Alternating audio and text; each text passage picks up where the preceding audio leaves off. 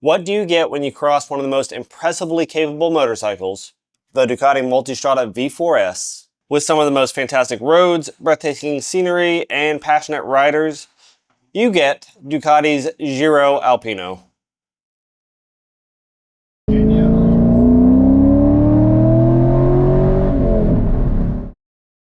This year's events took us to the Smoky Mountains for days of incredible rides, off-road surprises, and the kind of Ducati community you can only understand once you've been a part of it. In this video, I'll be breaking it all down, telling you how the event was run, what it entailed, and how my Multistrada and all of its modifications held up during the trip. Now, this is going to end up being a little bit of a longer video, so I've included chapters down below. If there's something specific you want to see, go ahead and skip to it. Otherwise, stay tuned and we'll run through it all. For anyone unfamiliar, Ducati's Giro Alpino is an annual Multistrada-only tour event. Every year they pick a different region, usually alternating between the East and West Coast, and this year it was in the Smoky Mountains of North Carolina, right on the Tennessee border. They gather around about 50 Multistradas for a multi-day event, and it was pretty fantastic. It is part rally, part community gathering, and part bucket list ride. Ducati takes care of the organization, the routes, the meals, the base camp, all of the background. You just bring your bike and your sense of adventure. Here in 2025, our base was Fontana Dam, North Carolina, right in the heart of the Smoky Mountains. It was the perfect backdrop for twisting pavement, scenic overlook, and a little bit of dirt too.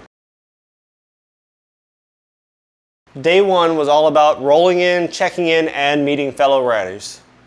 Some who knew each other, some that were meeting the first time. Overall, the sense of community was pretty strong. Most impressively, everywhere you looked, it was Multistradas. All lined up, and owners obviously geeking out over bikes and setup. Day one ended with a decent dinner, meeting some of the Ducati USA staff. The CEO spoke for a bit. Pretty awesome spread, decent food, and overall good camaraderie. Day two is where the fun really started. We woke up really early on day two. Breakfast started about 6:30 in the morning, and we broke up into two groups. They had the sportier group for those that wanted to get the most out of the sporty aspect of their Multistradas, and we had the more scenic group that really wanted to take advantage of the scenery and epic views that this area had to offer. We departed base camp that morning with our goal being to make it to Biltmore House by lunchtime. We had some great rides, an overall awesome group, stopped at a couple really epic overlooks and got some great pictures, and had genuinely a pretty good time. The lunch at Biltmore House was pretty good. Maybe took a little bit longer than it probably should have, but was pretty awesome. If you guys have never checked that place out, that is definitely worth a visit. Returning to base camp is where it got really fun because a group of us split off to put our Multistradas in enduro mode and take the path less traveled. We got to take the Multistradas off-road a little bit, experience a little bit of rock, a little bit of washout, a couple water crossings, maybe some less than ideal line choices on my behalf, and someone even picked up a flat tire. Now, I don't know what motorcycle you ride, but I imagine the CEO of your company is not, without hesitation, jumping in to plug a flat tire for somebody else. It was actually really cool to see, and I think brought everybody together a little bit more. Truly a great day of riding. These roads were epic, and the routes, everything planned by Ducati, made the day go by super smoothly, and I think everybody had a great time.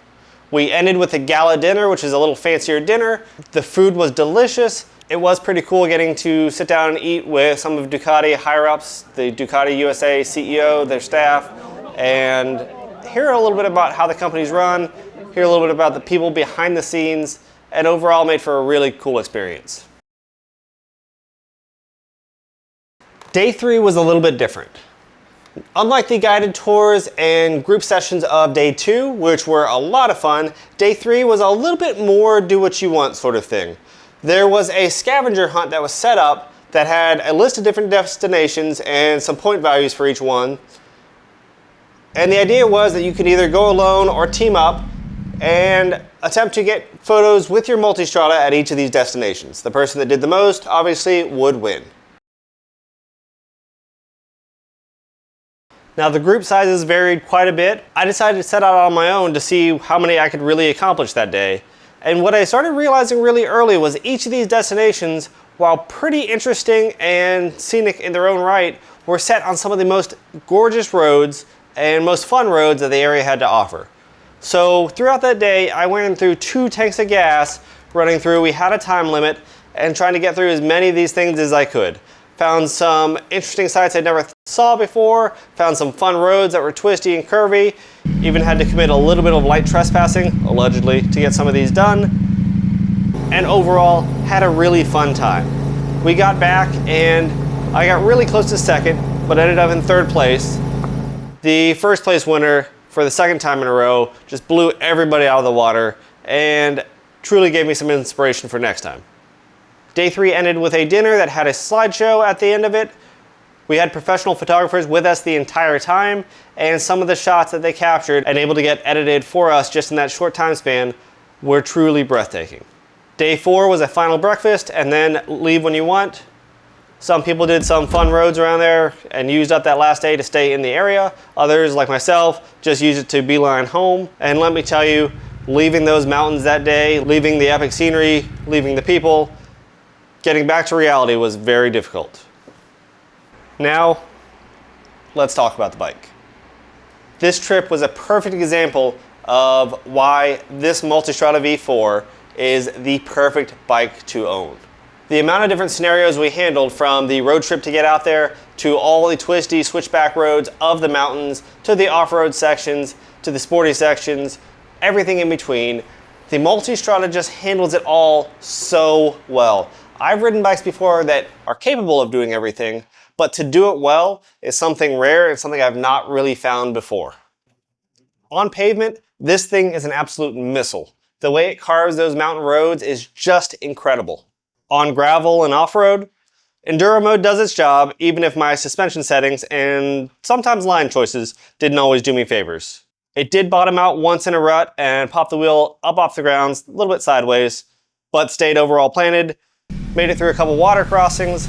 Overall, even with these mostly street-oriented Anakee road tires, did a really good job of handling just about any terrain thrown at it.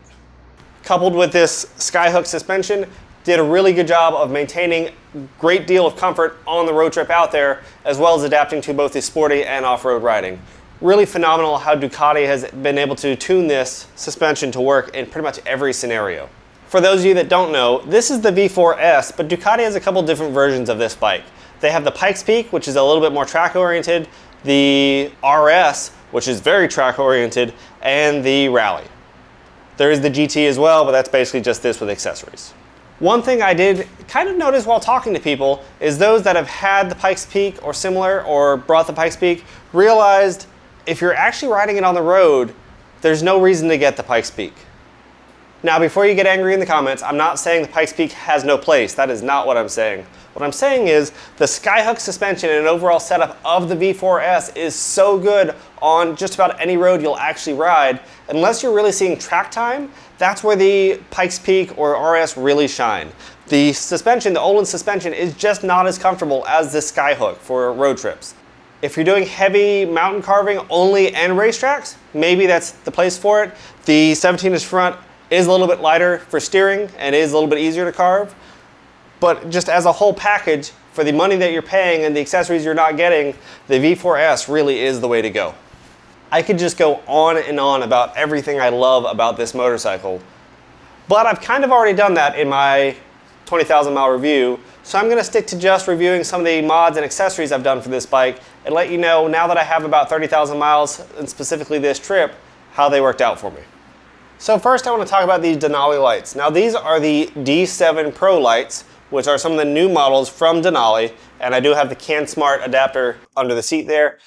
What I can tell you is I wish I had gotten these sooner. The CAN-SMART system itself is fantastic. It allows you to interface with the bike without needing extra switches or controls, which is just the way it should be. These lights are epically bright. At night when you turn them on, it is daytime in front of your bike and you can run at whatever speed you feel comfortable because you can see that far. They are really great. The dual function, especially if you have this amber X lens here on top, gives you some turn signal abilities and some multifunction abilities that make these usable in a great array of circumstances. And what I found is during daytime, I usually run my high beams whenever I'm competing with the sun, and especially on highway road trips, these things on full brightness, people just move out of your way. They see you coming and they get out of the way. It is great for clearing traffic, and I've got nothing bad to say about them in that respect. Even when you don't have your high beams on, the amber lights here, just having something a different color down a little bit lower, increase safety. They give you a different height and width just so people can more accurately gauge your speed and direction. But even identifying your bike in a group, they definitely stand out. So I'm really happy with overall these Denali lights. They worked well. I had a little wiring issue that was my fault with a solder that broke on the way out there, but it was able to kind of fix that roadside and everything else was nice and smooth. Speaking of lights, you guys have seen my little strobe here before. I have a video about that. Rear lighting and rear visibility is something I've been talking about on these Multistradas for a while. The reflective Scotch-Brite stuff I have on the back of the bags that will reflect white, just something to break up the overall matte black plastic that manufacturers keep putting on the back of these bikes to make you invisible, really do help. Following along, these Givi crash bars and little Amazon flip-up highway pegs are worth the money. Having these crash bars just to mount accessories to was something I really wanted. After a certain drop that you guys may have seen, I got these crash bars on. I've tested them once, they do work well. Overall, they make it maybe a little bit more cumbersome to do things like oil changes, get that skid plate off, but still very doable. And mounting something like these highway pegs have been an absolute lifesavers on these road trips. Just having somewhere to move your legs to is really nice. Sticking with our setup up front, I have my wireless charging RAM mount here. A lot of people use quad lock, they have a wireless charger as well. Whatever you use, the wireless charging version is probably worth getting, especially on a motorcycle. Having your phone up on the handlebars, one, it gets the airflow, it never really overheats, but two, the ability to do quick navigation, quick searches, quick lookups on Google Maps or something like that really is easy, and I do recommend it. Now, up in the mountains, we didn't have a lot of cell coverage. In fact, it was really hard to find cell coverage, especially if we wanted to search for locations or start navigation. This Garmin right here is not reliant on internet. It obviously will update via the internet, but everything is internal and routing is nice and easy even without service. This thing was an absolute lifesaver up in the mountains. Which goes back to my previous recommendation. There are Android Auto tablets like this, there are phone options, but this dedicated GPS is still what I keep on my bike because there are situations where I think it just works better. Something that got a lot of attention was my cup holder. Now, I've had this on a couple trips so far, a few thousand miles, and although I'm still making some tweaks to make it perfect, I like having a cup holder. This is in the perfect place, right where the old phone holder used to be, you know, the one that you couldn't fit your phone into. Overall, it's really nice to be able to have water or something right there where you can take a drink, especially with a modular helmet, and put it down. It's not affected by wind, it's in a nice little bubble here, and it just works. It definitely got a lot of attention. It's something you don't see a whole lot, but really, I think it's something that's really nice to have. If you guys are interested in something like this, as soon as I finish out perfecting the design, I will be selling those, so stay tuned for that video. Working our way back, I've talked about it before, but I will absolutely talk about it again because this Sargent seat is amazing. I used the factory seat, the OEM seat, for about 20,000 miles, so I have a pretty good idea of how well it worked. I did an iron butt on it, I've done a lot of long touring on it, and overall, I don't think it's a bad seat, but on long trips, after very long days, it does leave me wishing for something a little bit more comfortable. The padding, the relief cut, the material they've chosen, the foam they've chosen, and some of the textures they've chosen really make this a nice seat. It does slide a little bit on top. This top is not quite as grippy as the factory seat. Some people like that, some don't. The side is super grippy. So overall, I think it's a really nice build. I've had a couple little complaints with a couple of the fit and finish things, but overall for the price point and for the overall added comfort, I would highly recommend this seat. Many of you guys that have seen my channel before have seen my exhaust video where I installed the full factory Acura exhaust kit myself, and overall, I think this is a must-have. Now this bike just doesn't sound right without an exhaust. It almost sounds like an electric bike. All you hear is induction noise. It doesn't sound like a Ducati. So whether you have just a decat pipe, whether you've got the full system, something needs changed to let a little bit of this noise out, because that's the way this bike should sound and should run. And while we're back here, let's talk about these tires. This is the Michelin Anakee Road tire. It came out very recently, and as you can see, it's got one of those kind of very light off-road tread patterns. This is considered a 90-10 off-road tire. That may be still a little bit generous. It has the same construction overall as their Road 6, the 2CT Plus, which basically means there's hard rubber in the center. That hard rubber goes around to the sidewall to allow you a little stiffer sidewall, a little bit more support, and then the softer rubber is placed in between. And that overall gives you really good feeling in corners, but a lot of stability overall everywhere. And I think that is probably my favorite feeling for this bike.